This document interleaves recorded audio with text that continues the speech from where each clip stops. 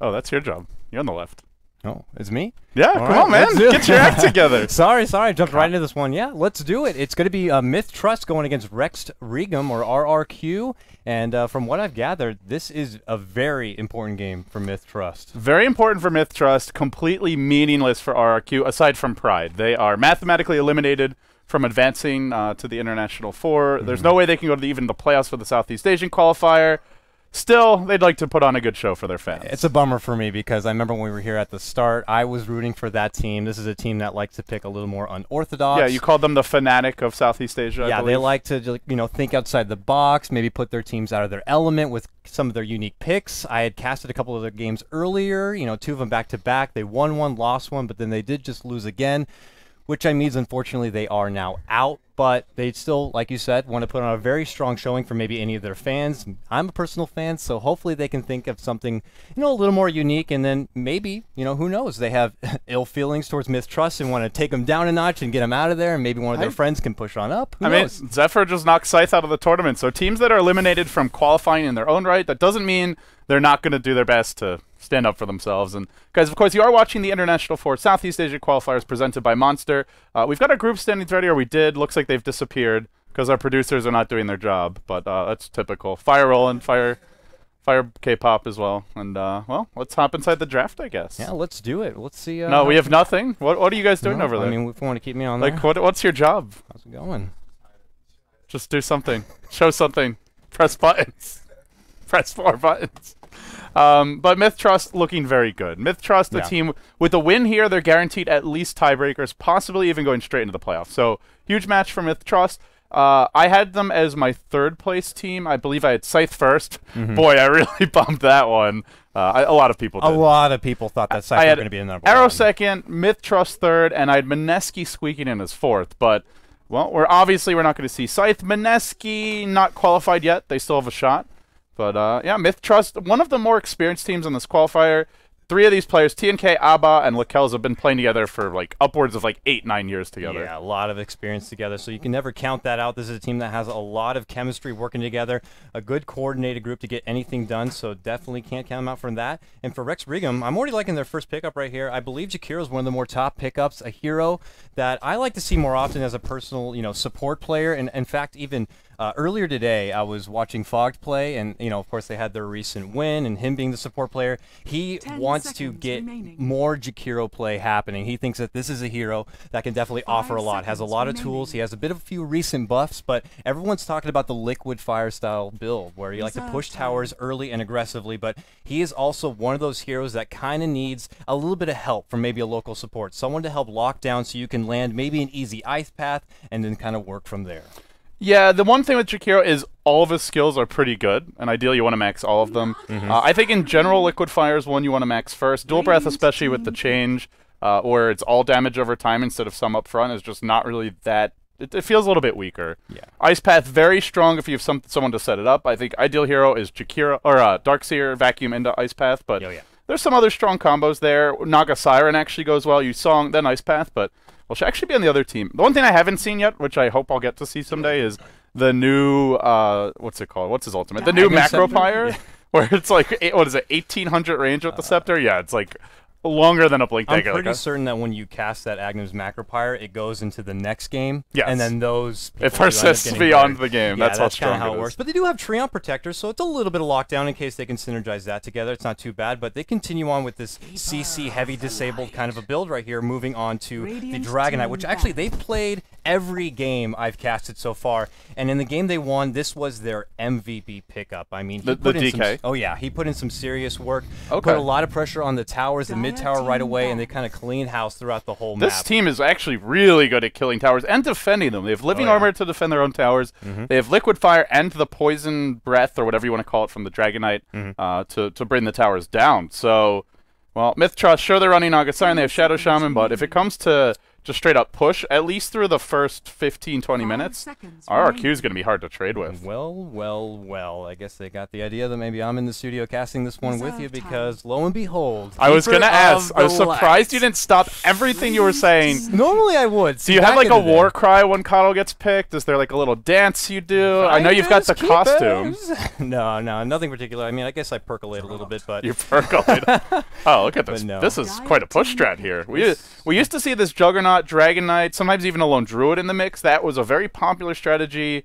I'm trying to think how long ago. Maybe like a year ago or 9-10 months ago. But Juggernaut's been a largely forgotten pick. I believe someone mentioned that one team did pick him. It did not work out. Not sure if that was RRQ, but yeah, what do you think of Juggernaut? His Healing Ward got buffed a few patches ago. It's got the faster move speed. Yeah, definitely works with push if you want to kind of keep a nice set of stability into, you know, the pushing fray and allow for more longevity, more durability when you want to lay a heavy assault in whatever said tower. So I'm going to expect them to be very clustered, kind of move together as a unit and just get things done very, very quickly, especially since now a Naga Siren is picked up for MiTH Trust. They want to kind of end this one quick, not allow that to happen. And of course, for MiTH Trust, Keeper and Naga Siren, this is probably the new day, you know, PL Coddle combo. This could be a long game. Well, I'm imagining it's Lakells who will be handling the Naga Siren. I'm not sure how they're going to lane it, whether they look to put it mid, run it in the tri-lane. They go back for an Elder Titan now. Could potentially either, wonder what they're going to do. Solo mid Batrider, Elder Titan offlane is possible. They could also do the reverse. It's solo mid Elder Titan, something we don't really see much anymore, but he's a much safer... The Batrider's a much safer offlaner. If he doesn't have a good time, he can just go to the jungle. He's also harder to zone out of the lane, whereas if you put the Elder Titan offlane, especially on Dire side, you don't have the creep camp to pull. It's harder to get the equilibrium going your way, and you can be zoned out more effectively. I wonder what we're going to see. But I guess the one other option is that they just go straight up aggressive tri-lane with the Naga Siren Keeper of the Light. That's a very strong duo. Sure, you have Shadow Shaman. He's kind of terrible in tri-lanes in general, but... Most of the success I've seen lately, especially with the Keeper of Light, and something that I know Liquid had picked up and done a lot, is running the Coddle in a more aggressive style lane. Just looks like they're not going to do it this game, though. So I'm a little disappointed, but it does mean our Coddle will get some early... Gandalf will get his early Ag Scepter, hopefully. Not really sporting the Gandalf wardrobe, feeling a little more of that Eastern flair. Hat? But why is there a no hat option? Representing the bun, it looks like, so I'm down with that. But yeah, he looks more like Lone Druid, but you know. Yeah, what is this cosmetic? This is breaking my immersion, Valve. Yeah, I still love him, so... He's a wizard, okay? He's not like a... I don't know... an Arabian prince or something. He's like, what is this? Hanging out side by side with this Naga Siren, I'm sure, for the majority of the game, almost like, you know, peanut butter and jelly. So I wouldn't, you know, be surprised that's something they're going to continue on. And then eventually, I don't know if it's something you want to rush maybe into an Agnum Scepter or, you know, definitely something in more of the future luxury kind of style pickup. If they are going to expect to prolong the style of game, I would without a doubt expect that he will grab it down the road. Yeah, to be honest, the way MiTH Trust draft is likely to work is the Keeper of the Light isn't going to have a ton of time to just sit and farm the jungle because RRQ running Dragon Knight, Juggernaut, and Twin-Headed Dragon, or Jakiro, will just be looking to take all the outer towers, especially all the tier 1s, within the first 10-12 minutes or so. So, MiTH Trust, they'll lose control of their jungle fairly early unless they just crush the laning stage. I give RRQ a bit of an edge there around that 5 to 20 minute mark, but if MiTH weather the storm, they can just turtle up and take this late game, and you know, basically, they'll stall with the Naga Illusions, they'll stall with the Elder Titan Spirit spam. You also can drop the Spirit, then Illuminate, which means that you'll be hitting for the full damage, no magic reduction, once the Spirit is maxed. So, very strong combo. And basically, they're just going to turtle and Rat Dota is what I expect from MiTH. Yeah, I'm very intrigued how this offlane is going to end up working. A lot of people have typically a stigma against Elder Titan, great offlane hero as it is, but on the Dire side, things can get a little bit tricky for him. And I know when we saw the North American Regis pick it up, it was definitely one of their weaker lanes with that kind of setup and Brax on the hero. But they're looking to make a potential early aggression here, and of course, Coddle hanging on the sidelines, going to keep those blasts coming and not allow them to get too much pressure in the lane and create that bit of space for Naga to get that early CS in. Yeah, they are running a tri-lane, and MiTH Trust, Shadow Shaman, not really the strongest hero in this situation. There's also Living Armor backing this lane up, and Shadow Shaman's quite squishy. He's got 1 base armor, 530 HP, Liquid Fire just chipping away at him. There we go. He is a potential kill, even though they're running a tri-lane. If he gets greedy, Lakel's not the one you want to focus, so main here to keep an eye on for MiTH is Boombell. If he gets overzealous, they could pay. Right now the lane's pushing, so he'll be fine. They're running dual lanes, RQ. could win that dual lane in the off lane, but it's mostly this bottom lane that should dominate. They're actually giving KYT quite a bit of experience, though. They'll finally go for their first pull. I'm not sure if the camp was... I don't think it was warded to start things off. They just didn't go for it early, so... Frankly, KYT getting more out of this lane than I would have expected. They could have just, honestly, Leech Seed and then Blade Fury him and at least zone him out of the lane early on and go for pulls right away. You can pull, just do the single pull, and then go for the double, even triple pull, which he's doing now, but had he done this before the 1 minute mark, then they would have denied the Elder Titan an easy level 2. Yeah, so already giving him more than I think they should have. And top lane, they're not going to give anything too easy, looking to move forward and prevent them from pulling too many creeps and want to try to take up some of the XP for themselves. So we'll see how it goes. And you were talking about a bit of it, the liquid fire, man. That's what it's all about with this Jakiro, and I wouldn't be surprised at any opportunity he's going to throw it either on the Shadow Shaman or even on the tower itself, just slowly, you know, dwindle it down little by little. That way they can completely wipe it out as we get ready to approach that mid game. The most annoying thing is it has no mana cost, so if you level it up, you can just spam it constantly, and you win the war of attrition. Shadow Shaman, actually his spells are pretty expensive, to be honest. Even Shackle's 110 mana, he's only got a single clarity. They're already being forced to pull tangos his direction. Lakel's just gave him one. Generally, you do not see carries giving supports tangos, but hey, you do what you gotta do. Oh yeah, hold him in place, but the blast will not hit. Heavy aggression, there goes a little bit of a dual breath and just a little bit of flirting here, a little bit of footsie if you will, but nothing too serious just yet, just trying to assert their dominance. But very odd pattern of seduction. Is this how people flirt nowadays? They like, you know, they try to burn each pinch, other. Poke, you know, like elementary school. They spray you with like high-pressured water. You know, just a little back, you know. This when I was a kid, man. Another Shackle coming out right here, but just, you know, nothing too easy. Dual breath. This Jakiro is just beasting right now, man. You gotta remember also, the range was also increased, I believe, on this dual breath, so it's not gonna be as easy to just, you know, step away and avoid. It's gonna go out really far and catch a lot of heroes in its path, so, you know, you gotta look out for that, and I'm surprised as well. Uh-oh. Shadow Shaman, this could be our first blood. He gets caught out.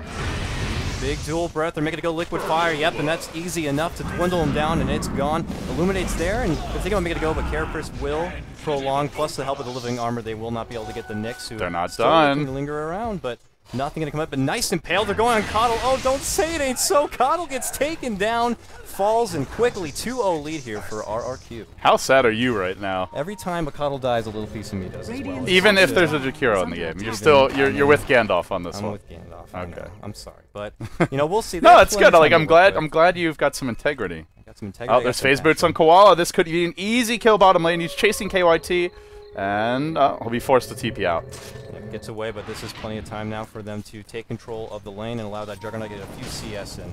They've given him too much experience in the off lane. Sure, it's only a dual lane against him, but, well, mid lane, looks like Dragon Knight's under a bit of harassment. Can they bring him down? Firefly will remove the living armor, and down he goes. But yeah, I don't really like the way they played this bottom lane. They could have pulled from the first wave, and had they done that, they easily could have prevented him from getting levels. If he comes into experience range, then you just Leech Seed him, start right-clicking with Tree. If the Juggernaut's nearby, you Blade Fury him and you get a kill, or at least force him back to tower. Yeah, the Tree seems to be playing more passive. Top lane, they got a nice impale here on Naga. Naga has to split up and try to make a run right here. Liquid Fire does catch, but she will be able to step away and unfortunately look to try to heal up. No more regen for her either, so hopefully a living armor will come her way. But Tree's also pretty low himself, and it looks like she might be forced to make a long walk of shame all the way back to the base. Nah, that walk of shame. She's farming decently. 22 CS for Lakel's. Considering the way the lane's going, that's not too bad.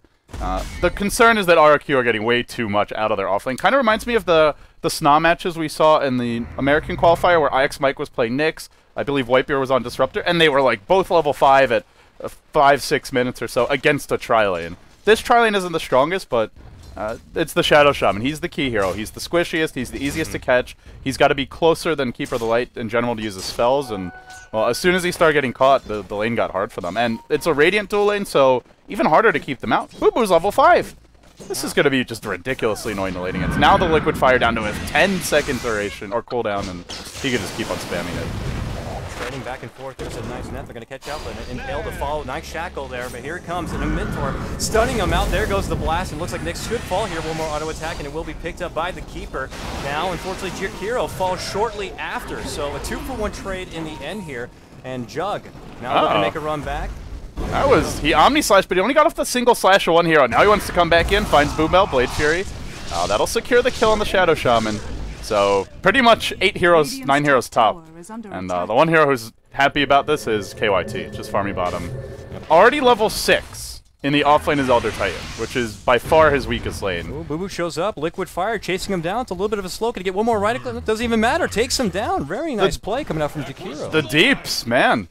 25 burn damage, 5-second duration, 0 mana cost.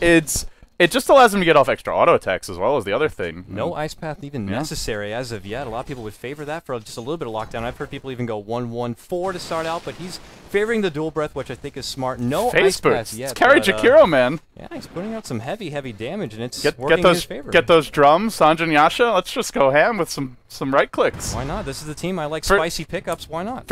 Well, the dual breath helps you chase and get right clicks off, so I'm okay with that. But skip the ice path. Just go for stats. Let's go ham, Boo Boo. I don't know if we'll go quite that hard.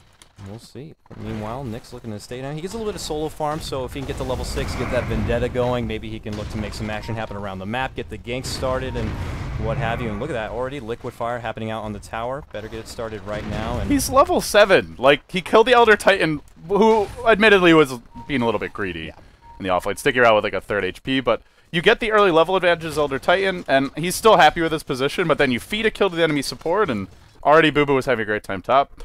Every time he liquid fires, this tower is going to cry. And that's pretty much the long and short of it. Yeah, almost like a new age Pugna, if you will, but he's getting it done in the meantime. And yeah, the one thing is that Pugna requires farm, or the hero's just useless in the mid game. That's true. Yeah, you could drop your Nether Ward, but you want to be there to spam blast repeatedly, maybe even life drain a hero and soak up a bunch of damage. And whereas Jakiro, naturally tanky, has good crowd control. Doesn't need a ton of farm to be effective. And Jakiro makes his rotation right back up to the top lane. He can hand tree over the lane on the bottom, allow him now to begin to go to level 6 and have that overgrowth available for maybe a potential future team fight, which would be nice. But there we go. Liquid Fire starting to fly out on the top tier 1 tower. Knocking here to defend it out, but mid lane it looks like they're going to do a bit of a tussle as they maybe consider putting a little aggression. And there's Elder Titan. I don't think he can defend this alone, though. And they begin to lay out the right clicks. Fortification is going to be caught, but here comes reinforcements. Flame break, temporarily going to set them back, but they will not be able to commit. This is when MiTH are, I wouldn't say at their weakest, but at one of their weakest stages of the game. They do not have a, well, they do have a Batrider Blink, but they don't really have a great lineup to go around with him. Shadow Shaman level 6, yeah, but doesn't have any items, still fairly squishy, only regular boots, so the Blink is key for them. If they can find pickoffs, that'll help defend the towers, but aside from that, nobody else can really go close to them. So you see Jakiro, just a one-man siege army top lane, Dragon Knight doing the same mid. MiTH Trust will make their move now. They want that damn Jakiro just took the tower. He's making it go. He's I don't even know if they can get this kill. There's a Carapace. They're just going to go in. What is he doing? Gets caught up with the Carapace and the dual breath bat. He's like, I immediately regret my decision making a run back, but will fall. Gets nothing out of it. Jakiro going to town. Look at that thing. What is that? Well, alt-tab, range hacks turned on, gets the Liquid Fire, and now Xiao Shaman has to piddle himself way out of there and away, so... I feel like I'm watching Sniper or something, man. Like, did you see the range on that? That was insane. Alright, well... This is where RRQ want to be doing, though. Yeah, taking towers, fighting now with living armor, and taking advantage of the healing ward, taking advantage of Dragon Knight's ability to bring down towers quickly. MiTH are literally just going to be in turtle mode. Try and get your relic on Lakel's. Looks like he might be rushing it. They're not really they're not good at fighting. Well, that's why you got to have a coddle on your team. You got to prevent them from pushing too hard and too quick. You might have to hand it over, but they're making a lasso play. They're going to pull out, and goes for... Nope, it's not going to happen. They take down Juggernaut. The tower, though, they trade. So 1-for-1 Song is going to reach up. It will catch on the Dragon Knight, still in Dragon form, so can they get in a proper position to try to take him down here? Obviously, lasso down. Riptide Shackle, blast, more than enough to rip apart. There goes a nice overgrowth. They take it forward. Flame Break holds him back, but there's the Ice Path finally ripping around. Now spin to win. Can they take apart the Elder Titan? One more auto attack. He does end up falling, and, well, in the end, they take a couple of down, and the buyback from DK as they go right back into it and even things up 7-7. Not sure if that buyback was really worth it, but end of the day, RRQ, trading isn't terrible for them. The Naga still quite poor. Lakel's 2,200 gold. Yeah, he's rushing a relic, but he is very vulnerable to ganks at this stage of the game. If Nyx +1 finds him, he will die. Probably before he even gets off a song, if they just start with the Vendetta, they impale in time, and then they follow up with anything, whether it's Omni Slash, which the song's not going to save him from because you're invulnerable during that time, or even just potentially some follow-up nuke damage. But this Jakiro, he's almost got a mech at 11 minutes. It's a roaming offensive dual lane Jakiro who's doing insane work. the point is we need to get these towers down. We need to start suffocating MiTH into their base, restricting them from any sort of easy access to the farm. You know, that's something that Naga's going to want, and, you know, they can't let her have that. They want to end this before she even has the opportunity to build up a Radiance and build up all sorts of farm and just get out of control.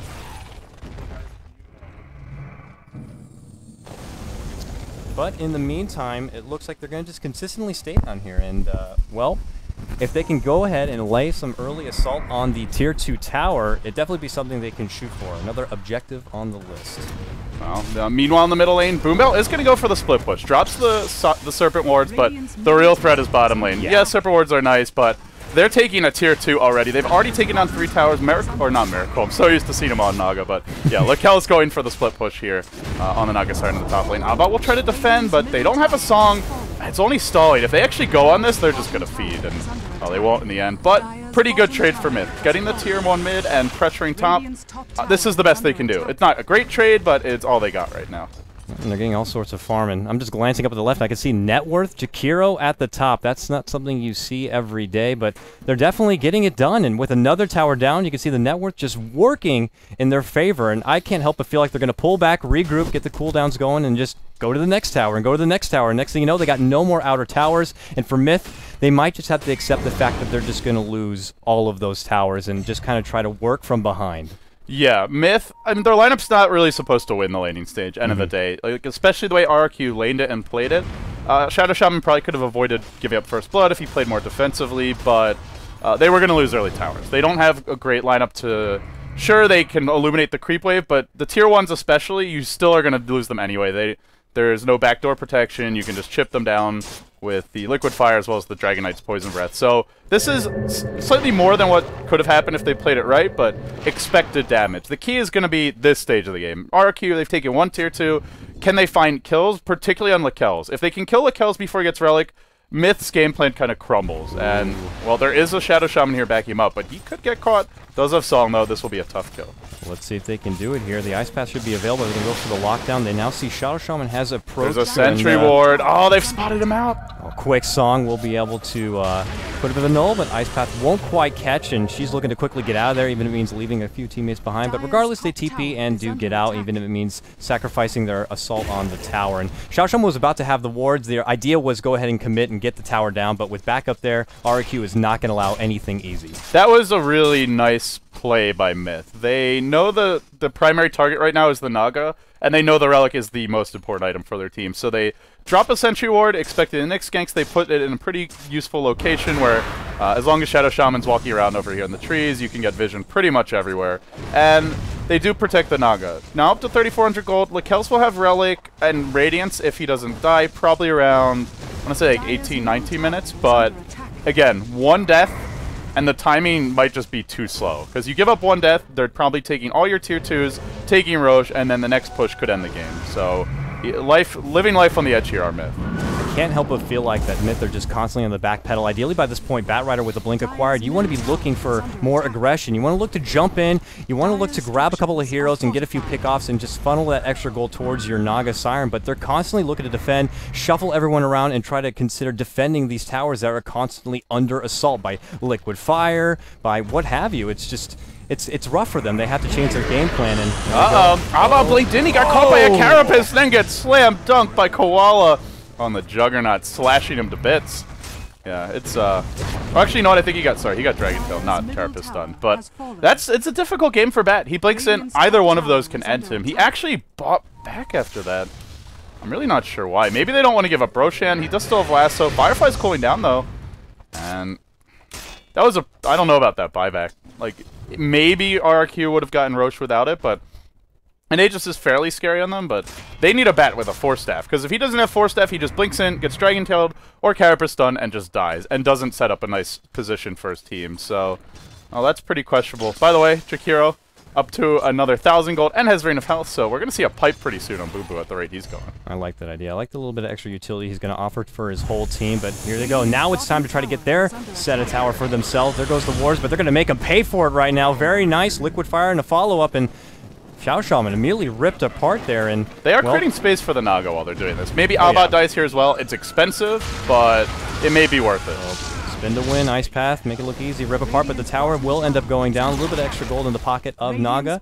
And, well, on the other side of the map, she is finding that farm, whether it be in the jungle or whatever, but Kyle right there by her side, just kind of babysitting her out, and, well, it's to be expected. RRQ, they're just going to keep laying on the assault. I mean, about 15 minutes in, only one more outer tower standing. That's rough. Well, the tri-headed dragons here, Jakiro and Dragon Knight, doing some good work.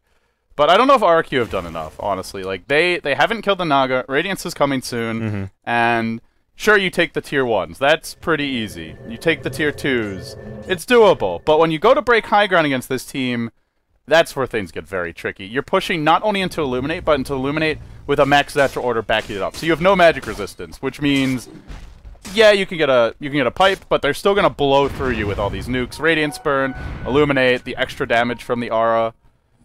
It's gonna be tough for RRQ to break high ground, end of the day. And Healing Ward will be helpful, but I still think the whole creep wave dies almost instantly. The pipe is probably their most important item, and I guess in good news, it is coming soon. Well, and here we go. Next objective on the list is clearing out the last and final outer tower standing right here, and it looks like they're going to begin the assault forward, but Coddle is not going to make it easy for him, laying out some early blasts, immediately going to Spirit form, but does eat a Leech Seed on the way out. Immediate Blinding Light will disperse a bit of assault right there, and they have to pull back. So we'll see if RQ want to kind of regroup and continue the push forward, but allow the time for MiTH to come together. Bat Ordi and Firefly here, not immediately looking to make a jump on anyone, can't get the proper vision to catch him out, and Jug all in pulling back here. Very low life to work with, and there's that Radiance already dwindling him away. Mechanism will help him in the meantime, and now looking to spin to clear out these waves. I guess they don't want to give up this lane just yet. And in the meantime, Naga farming the Radiant jungle. The illusions did just die, as well as pushing in the middle lane. But they're going to go on top. There's an Ice Blast to start, and now the chase is on. All right, Coddle on fire right now, trying to get a runaway. The Impale will land. There's a bit of a mech, but it will not help. I think TNK needs some lessons, Coddle guy. What's your hourly rate? It's okay, but it's not that great. I'm not one to compete and see, but oh, there we go. Bat ripped apart. Omni Slash takes him right down, and now they step back, and they should be able to get this tower, but as we keep saying again and again, Naga is still finding that farm and slowly but surely growing into that pain in the butt Naga Siren that we have come to just love so much. She's making good trades. They give up a tier 2 top, but they get a tier 2 mid. And frankly, that's well worth it. Shadow Shaman's also been very good for that as well. They will break high ground now, though. This is the time for RRQ. Don't have the Aegis, but still, nonetheless, killing off TNK. Dragon Knight still has BKB, and with no Cape or the Light, that's the key hero to defend the push. It's true. This tower's going down. Earth Splitter, desperation to get them to stop from pushing, but it's not going to do too much, and just like that, the tier 3 also taken down. They're going to get the assault on the racks right now. Keeper of the Light cannot die. Coddle is the key hero for the base defense. He got a little overzealous defending a tower that was already dead, and I think they're going to lose one lane of racks. It's not over yet, but one more bad fight. It will be. But now you're forcing a lot of your team to constantly address this top lane because they're going to keep pushing in. They need to clear it out, and that's going to be, you know, more pressure everywhere else on the map because now RQ can be like, okay, top, we're done. But they're not even done yet, actually. They're going to keep going. They're going to get bad as well. Unbelievable. MiTH handing over another kill. They're going to make the rotation to the mid lane. Liquid Fire. That son of a gun now dwindling this. And Naga's not split pushing. She's not cutting the creep wave. She's come to defend the high ground. Does have the illusions here, we'll send them in, but they're squishy illusions. These things are just gonna melt. Riptide's the wave. Sorry, there's no wave, just heroes. There's still creeps in the top lane, which they really needed to finish off, so the backdoor protection will kick in, but by the time it's all said and done, tower's down to 200 health, and unfortunately for MiTH, Tree is on the Radiant, so I love the way RRQ is playing this, though. They went for a strat, and they've stuck to it. They go BKB on Dragon Knight, Mech, Pipe on Jakiro, Urn on the Triad Protector. Now a Vlad's coming for Triad. All of these items designed just to end the game now. Do not let Naga farm. Do not let MiTH Turtle break the base. That's what they're doing. Feeling great right now. They're like, we got this. We already broke the base once, and now with Dragon Form available, they're going to push in, continue to fire out the Liquid Fires. But they can't kill this. The backdoor protection obviously going to slow them down a bit, and the Illuminates will be there as well, and they're forced to step back. Maybe they consider farming out the jungle, taking that away from MiTH on the way out, but for now, they're not going to give up just yet. They want to keep suffocating the rest of MiTH into the base, not allow them to spread anywhere. I mean, that's the thing is, Naga's going to find farm elsewhere, but for the rest of their team, they're not going to have anything to build on. They're still going to be just as weak while the rest of RRQ are just constantly building up more and more and more farm from all these buildings going down. And RRQ just clearly show they understand how Naga works. If you let her get Radiance, that's okay, but you have to end the game soon. And now they're going to break base. They're going to take down the tier 3. The push will continue. Micro in the healing ward, and, well, will be sniped. But is there follow-up for this? Wards get deployed. The Earth Splitter will connect on a few. Still, they impale the kills. They bring him down. They overgrowth Taba. They can focus him as well. They're going to lose the Batrider. Remember, he bought back in the previous defense. Don't think he has it available now. They'll buy back. Oh, actually, he's got it again. That's 2 buybacks for the Bat and 2 base pushes, and he's just never going to get the 4 staff at the rate he's going. In fact, has 65 gold. They do defend in the end, but they've lost the tier 3. And honestly, the thing that RRQ should probably go and do is just take Roche and then break the base. But at the end of the day, they may just say with the wards down and with the Naga gold down that they don't need to. Yeah, and they might well be right. They feel like they got a good thing going. Why let up just yet? They've taken down Naga, forcing her to spend that extra gold to just get back into the fray. Same goes for Batrider here, so they're feeling very confident. I guess they don't want to deter from it just yet. Maybe they risk at, you know, if they go for a Roche and if they quite don't have enough damage to take it down quickly, it allows MiTH a window of opportunity to jump in there and get the fight back in their favor. So they're not letting up. They move right in. I imagine a healing ward could go down and everything, and liquid fires to fly. A nice sleep. We'll stop them briefly. Oh, and here comes a blast. 5 hero sleep, but what is the follow-up to it? Just to illuminate. And even just nothing. Yep, the pipe already popped. Bat's going to go down again.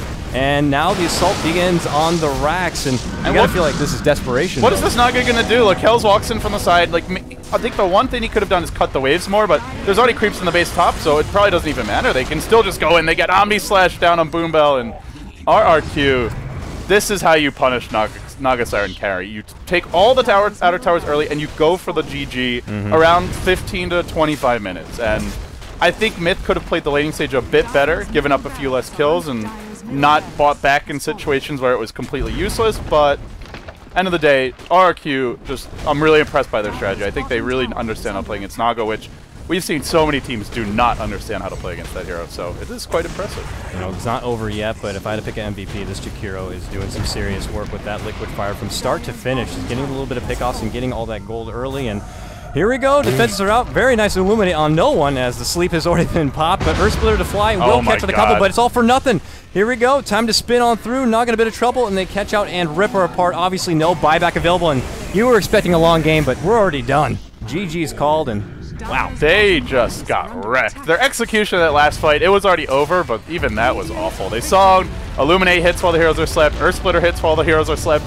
Both of their key teamfight spells, defensive spells, did absolutely nothing, but hats off to RRQ. Might be knocked out of the qualifier themselves, but both them as well as Zephyr taking games off of teams who still have a shot. Now MiTH.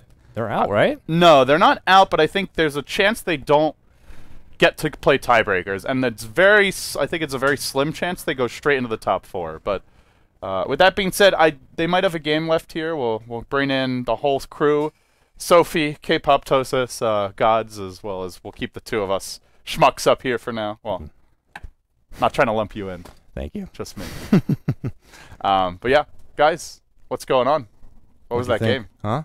Lakel's Naga. That was just non-effective. Yeah, man. That's how you punish Naga, like you guys said. Naga, yeah. RRQ on point there. They haven't been they've been so hit or miss this tournament. It's one of those things where when they look good, they look amazing, but they're unfortunately they haven't had the consistency there. But you know how Mistrust like to play. You punish it, and you get yourself an easy win. Yep.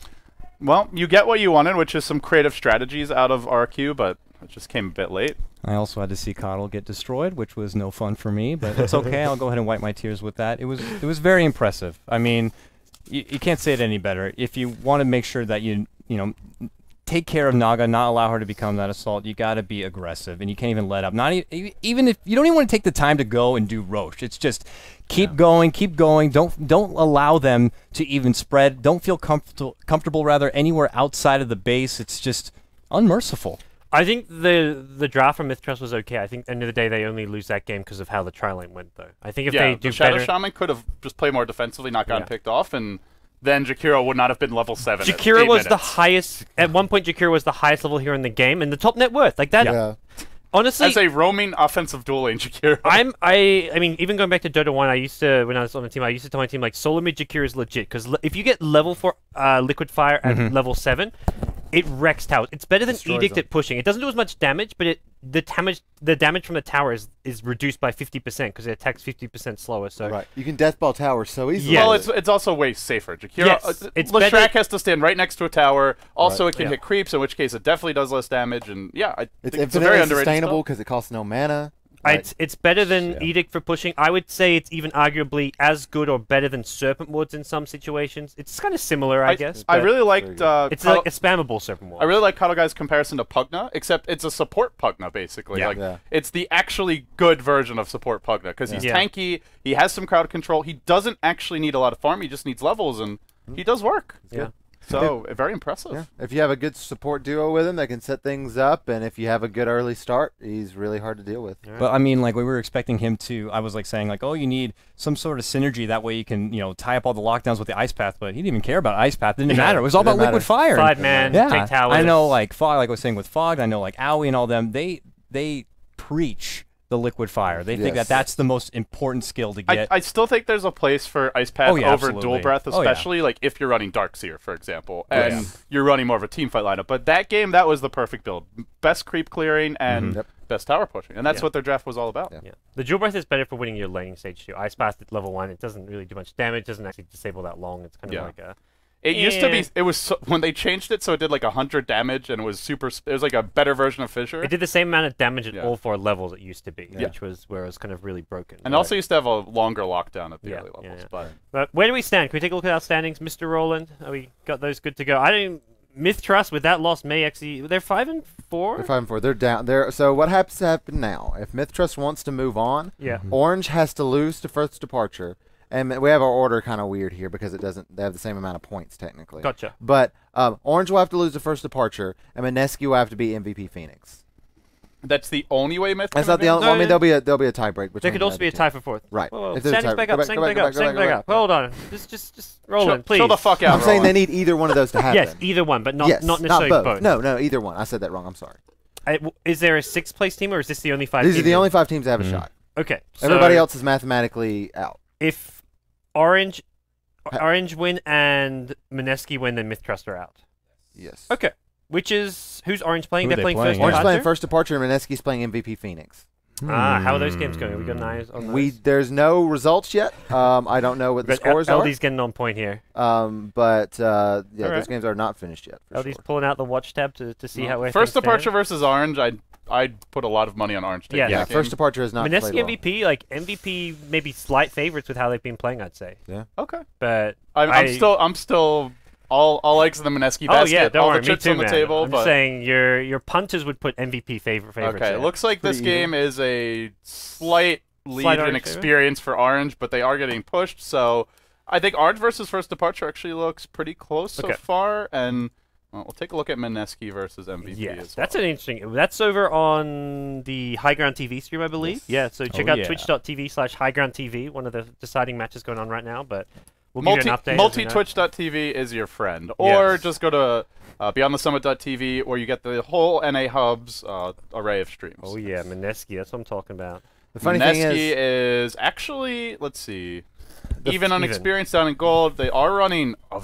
Wow, that's a pretty fat tinker. MVP are going push strats every game. They're just like, let's just push. Warlock, Jakiros, Death Prophets, that's like all MVP are doing, and it's working. They've been playing that Death Prophet. They just played that Death Prophet when we were watching, and it was unmerciful how much they were pushing and adding a lot of aggression. So the longer this goes, I'd have to suspect that they're going to have a much harder time. So, but, oh my gosh. As you can see, it looks like Mineski are not going to allow them to have too much of an assault. So that's not a good trade. He's dead anyway. But guys, we're not going to broadcast the game from here.